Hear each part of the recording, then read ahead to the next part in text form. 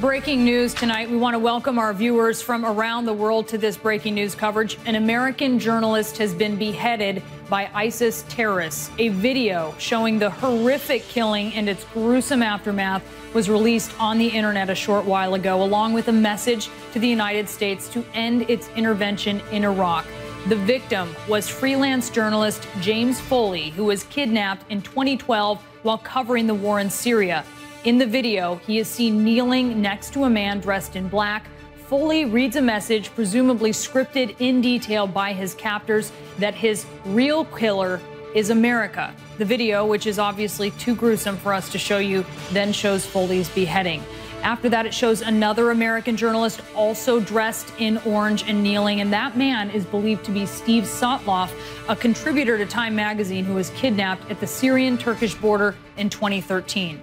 The terrorist says his life is hanging in the balance depending on what President Obama does next. Let's bring in our senior international correspondent, Nick Payton-Walsh. He is in Erbil in northern Iraq. Nick?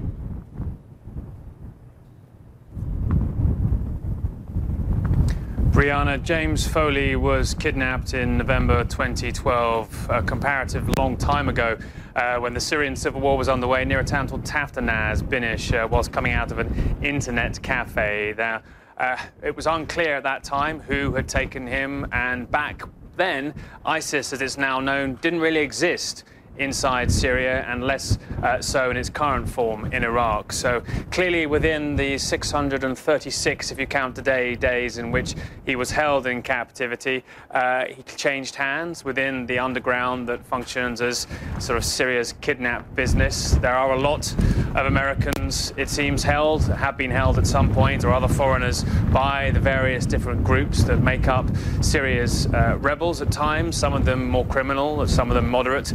And as time has gone by, ISIS, it seems, has moved into that particular market and taken some of those individuals to one side. I've spoken to one American who actually escaped kidnapped by Syrian rebels, the more extreme variety, and he described how long periods were spent locked underground. He eventually managed to escape from that, and described also the torture he'd suffered. But in this circumstances, for James Foley's family, a horrific time. He was a veteran correspondent in many conflict areas, was briefly detained in 2011 in Libya by Muammar Gaddafi's forces, and as I say, then detained, and then subsequently it's not clear what exactly his path was, who held him, until we've seen this horrifying video today, the orange jumpsuit, reminding many people of the past videos people have seen emerging from Iraq during the times of the insurgency against the American presence there. And of course, it would be equally troubling for the other American journalist referenced in that video to see him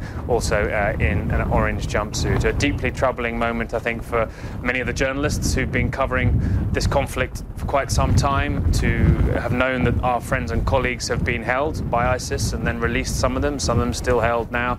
And many, I think, were worried that if US intervention began against ISIS, who in the eyes of many observers are in the likely long-term a threat to the United States' interests, that if US military campaigns against them began, that those Americans held by ISIS may meet the kind of gruesome fate that it appears we have seen James Foley meet in this. All right.